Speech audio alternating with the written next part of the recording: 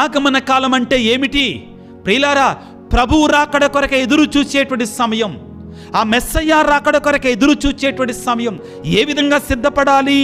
ఇదిగో పౌలు గారు రోమపత్రికలో 13వ అధ్యాయములో ప్రియులారా 13వ వచనం నుంచి ఈ విధంగా అంటున్నాడు, వెలుతురుతో జీవించు ప్రజలుగా సత్ప్రవర్తన కలిగి ఉందము. వినోదములతో కూడిన విందులు గాని, త్రాగుపోతుతనము గాని, భోగ లాలసత్వము కాని, అసభ్య ప్రవర్తన కాని, పోట్లాట కాని, అసూయ కాని ఉండకూడదు. ఈ సమయంలో మనకి ప్రేమ, వాత్సల్యము, కరుణ, క్షమాపణ, మన్నింపు, వీటితో మనం ముందుకు వెళ్ళాలి ఆగమన కాలముల ప్రియులారా.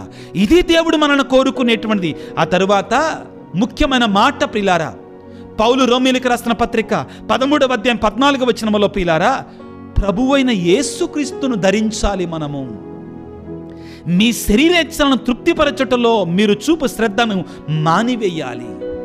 ఆగమన కాలములో మనం చేయాల్సినటువంటి పనులు ఇవి ప్రియులారా.